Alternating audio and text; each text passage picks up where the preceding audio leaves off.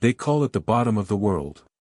A frozen hellscape where the wind screams like a dying man and the ice is thick enough to crush the hull of a destroyer like an eggshell.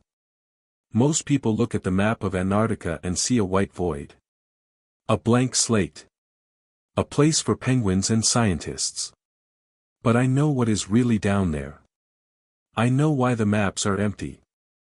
I know why the governments of the world signed a treaty to ban anyone from going near the interior without a military escort. They aren't protecting the environment. They are protecting us.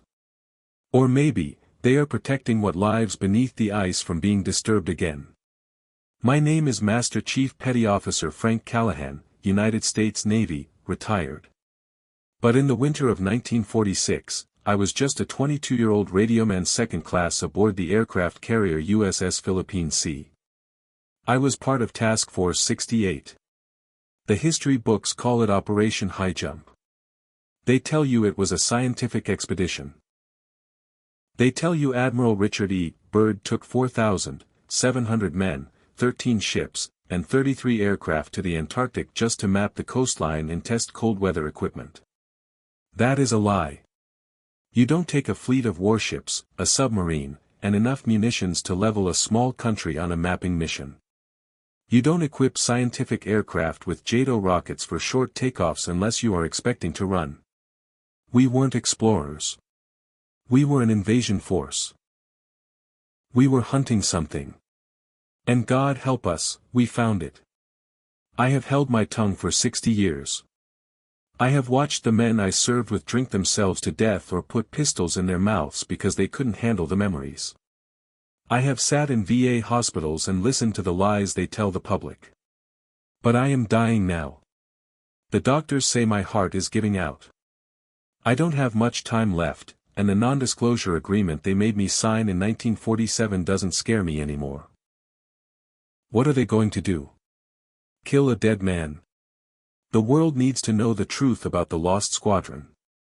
They need to know why we really came back early. They need to know that we didn't retreat from the cold. We retreated from the enemy.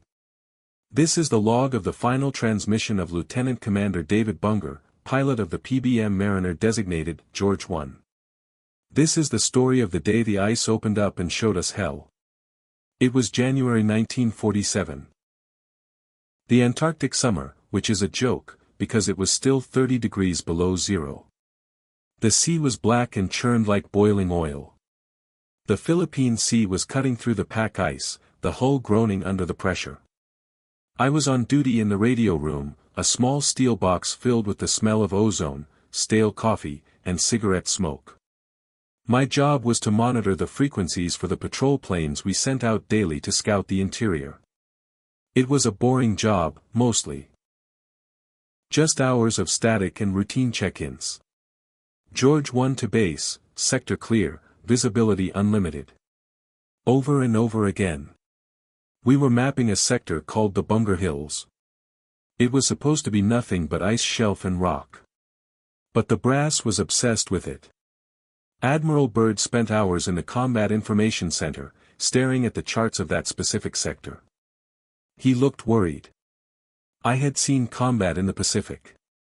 I knew the look of a man who expects to be shot at. Byrd had that look. On January 11th, at 0800 hours, George I launched. It was a massive flying boat, carrying a crew of 9 men. Their mission was deep reconnaissance. They were ordered to fly further inland than anyone had gone before, past the mountain ranges that rimmed the continent. I watched them take off from the water, the JATO bottles firing, lifting that heavy bird into the gray sky. I put my headset on and settled in for the watch. The first 4 hours were routine. The pilot, Lieutenant Commander Bunger, was a professional. Calm, steady voice. He reported endless white plains. Mountains that scraped the stratosphere. The usual. But around 1,300 hours, the tone of his voice changed. Base, this is George I.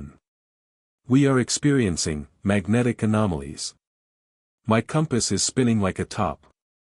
Gyros are drifting. We are losing navigation confidence.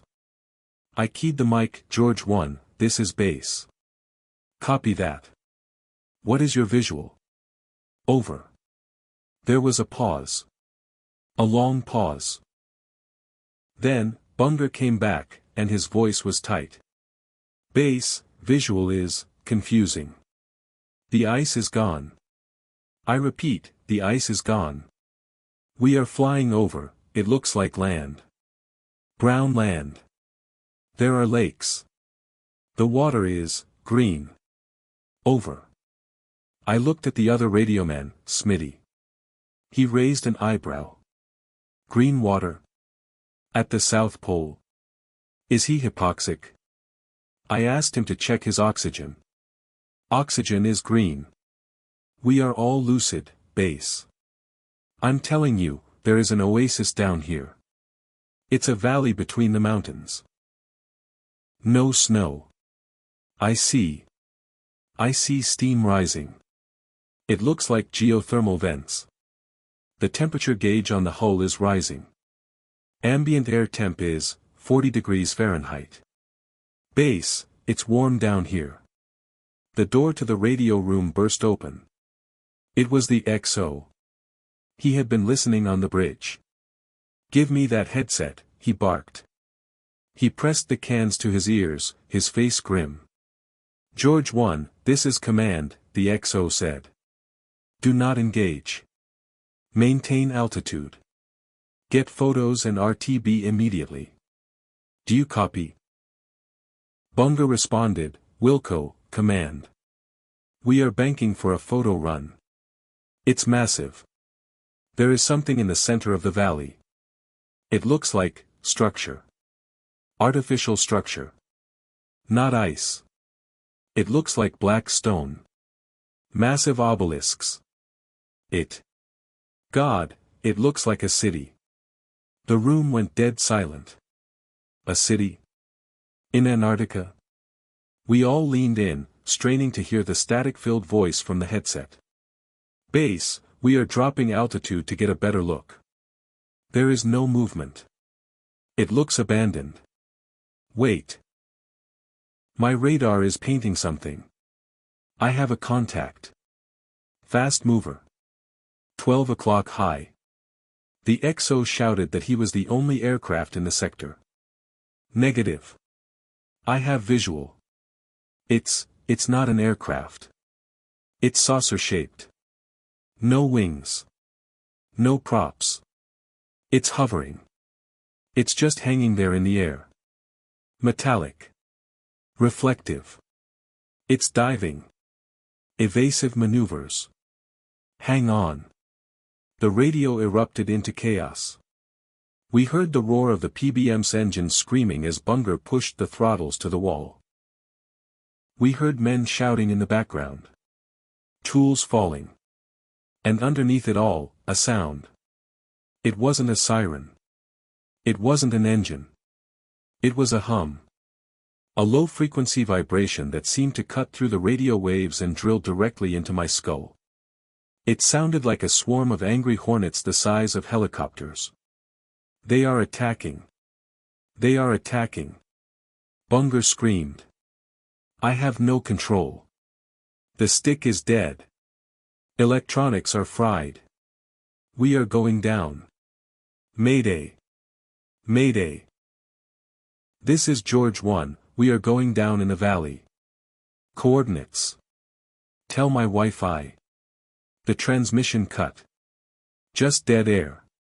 Get him back, the XO roared. Get him back, Callahan. I spun the dials, sweating, my hands shaking. George 1, this is Philippine Sea. Come in. Over. Nothing. Just the hiss of the cosmic background radiation. For 3 hours, we sat there. The ship went to general quarters. The entire fleet stopped. We launched 2 rescue planes, but the weather turned instantly. A storm materialized out of nowhere, a wall of white hurricane-force wind that blocked the path to the interior. The rescue planes had to turn back or be smashed against the mountains. We were helpless. We had to wait. Then, at 1700 hours, the radio crackled. It was weak. A whisper. But it was him. Base. Base, do you read?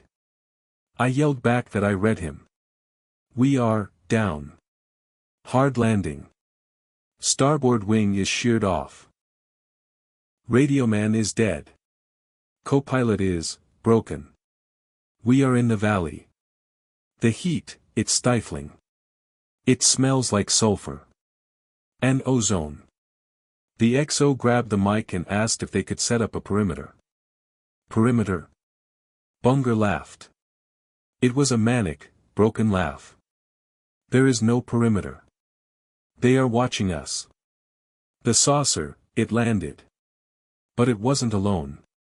There are, things, coming out of the ruins. They aren't human, Command. They aren't Russians. They aren't Nazis. The XO ordered him to describe them. They are, shadows. That's the only way I can explain it. They move like liquid. They are tall. Thin. Too many limbs. And the sound, can you hear the sound? I pressed the headset tighter to my ears. In the background of the transmission, I heard it. A chattering. Like 1,000 teeth clicking together. Click click click click. It was the sound of insects, but deep and heavy. It sounded hungry. They are coming closer, Bunger whispered. The weapons, the .50 calories. The bullets just passed through them. Or they absorbed them. I don't know. We tried to shoot. It didn't matter. They want us. They want to take us inside the Black City. George I, listen to me, the XO said, his voice trembling for the first time. Help is coming. You hold on. We are sending Marines. We are sending everything. Bunger's voice went suddenly calm. Resigned. Don't send anyone. You'll just feed them. This place, it's a cage. And we just opened the door. Admiral Byrd was right. He said there was an entrance to the underworld here. I thought he was crazy. He wasn't crazy. He was scared. The chattering noise got louder. It was deafening now. I could hear the other crew members screaming in the fuselage. I heard the sound of metal tearing, thick aircraft aluminum being ripped apart like wet paper. They are on the hull, Bunger said. They are melting through the glass. God, their eyes, they don't have eyes. Why don't they have eyes? The XO shouted for him to use the flares, to use fire. It's too late, Bunger whispered. They are inside. Base, I am signing off.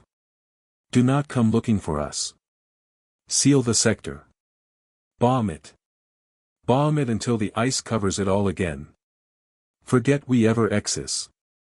The scream that followed wasn't human. It was distorted, stretched out, as if his vocal cords were being pulled apart while he was still using them. Then came a wet, crunching sound. And then, the radio didn't go to static. It went to a tone. A high-pitched, digital screech that blew out the speakers in the radio room and shattered the glass on the pressure gauges. We ripped the headsets off, ears bleeding. Smitty was on the floor, curled into a ball, sobbing. The XO stood there, staring at the speaker, his face gray as ash. We never heard from George I again. The official report, the one you can read in the archives, says that the PBM Mariner George I crashed in a snowstorm due to pilot error. It says 3 men died in the crash and the survivors were rescued days later after living in a snow cave. They even staged a photo op with some actors. Lies. All lies. We didn't rescue anyone. We didn't send a search party. Admiral Byrd ordered the fleet to turn around immediately. We ran. The most powerful naval task force on the planet turned tail and ran from a localized storm. We steamed north at full flank speed, engines redlining. But here is the part that keeps me awake at night. The part that I have never told anyone, not even my wife. That night, as we were steaming away, I was still on radio watch. I was scanning the frequencies, praying I wouldn't hear anything. But I picked up a signal. It wasn't on the voice channels. It was on the very low frequency band, the kind used by submarines to talk through water and earth. It was a rhythmic signal. Repeating. Strong. It was coming from the sector where George 1 went down. I recorded it. I ran it through the decryption cipher. It wasn't Morse code. It wasn't Russian. It wasn't German. It was mathematical. It was a count. 1, 2, 3, 5, 7. Prime numbers. It was broadcasting a beacon. And then, about an hour later, I heard the answer. A signal came back. But it didn't come from the Antarctic. It came from the sky. From deep space. A burst of static that matched the pattern exactly. The things down there, the things in the Black City. They weren't just eating the crew of George 1. They were using their radio. They were phoning home. And someone, or something, answered. When we got back to the States, the men in black suits were waiting on the pier. Not CIA, something else. Something above the government. They took our logs. They burned the tapes. They made us sign the papers that promised we would go to Leavenworth if we spoke. They told us that Operation Highjump was a success. They told us we were heroes of exploration. Admiral Byrd tried to warn the world. He gave an interview to a Chilean newspaper, El Mercurio, on his way back. He said that in the future, the United States would have to defend itself against fighters that can fly from pole to pole with incredible speed. He tried to tell the truth. They silenced him.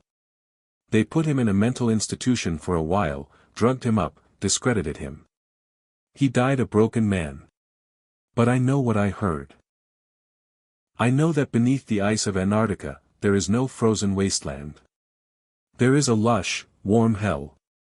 There are ruins that predate humanity. And there are guardians that have been waiting for millions of years for someone to knock on the door. We knocked.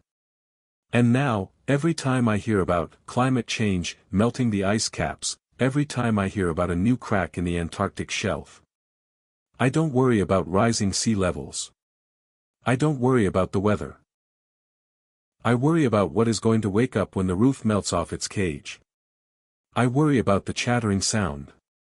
The silence that followed in the months after we returned was even louder than the scream on the radio. The ship was scrubbed.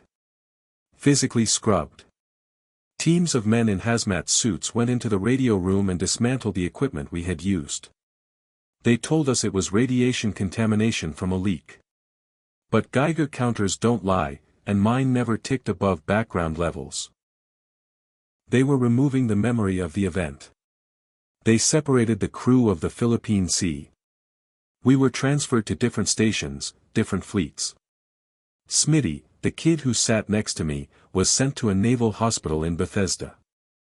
I tried to visit him a year later. The nurse told me there was no record of a Smith ever being admitted. He just vanished. Erased. Like he never existed. That's how deep this goes. It's not just about aliens or monsters. It's about the machinery of the state. The ability to delete a human being to protect a secret. I spent the next 20 years looking over my shoulder. Every time a car parked too long in front of my house, every time the phone clicked, I thought they were coming for me. I lived in a prison of my own making. But I also listened. I became a ham radio operator. I built a massive antenna in my backyard in Ohio. My neighbors thought I was crazy. Maybe I was. But I spent nights scanning the VLF bands, the number stations, the ghost frequencies. And sometimes, deep in the winter, when the atmospheric conditions were right, I would hear it. That same rhythm. That prime number count. It wasn't just coming from the south anymore. It was coming from everywhere. From beneath the ocean floor in the Pacific. From the deep mines in Siberia. It's a network. A global alarm system that we triggered. The Piri-Reis map haunts me. I saw a copy of it in a library in 1958. It shows the coastline of Antarctica with perfect accuracy, rivers, mountains, valleys. But it was drawn in 1513, 300 years before Antarctica was discovered. And it shows the land without ice. How? Unless someone saw it. Unless someone was mapping it from the air thousands of years ago. The ruins Bunger saw, the black obelisks, they weren't built by us. They were built when the poles were tropical. And the things guarding them. Maybe they aren't aliens. Maybe they are the original owners. And we are just the infestation. I tried to tell a priest once, in confession. I told him about the voices, the screams. He told me to pray for the souls of the dead. But how can you pray when you know that God might not be the only power in the universe? What if there are things older than God down there? What if the Bible left out the chapters about the things that live in the ice? The theology of it breaks my mind. So I stopped going to church. I stopped praying. I just started preparing. I built a bunker in 1962, during the Cuban Missile Crisis. Everyone else was afraid of Soviet nukes. I was afraid of the chattering. I stocked it with food, water, and soundproofing. Thick soundproofing. If they come back, if they come up from the poles, I don't want to hear them. I want to die in silence. My wife thought it was a hobby. She didn't know that every can of beans I bought was an act of terror. She died 5 years ago. I'm glad she's gone. She doesn't have to see what's coming. She doesn't have to see the news reports about the mysterious sonic booms in the southern hemisphere. They are testing the fences. That's what I think. The saucer Bunger saw was a scout. A drone. It was checking to see if we were still primitive. And we proved we were. We fired guns at it. We tried to bite the hand of a god. And now they know where we are.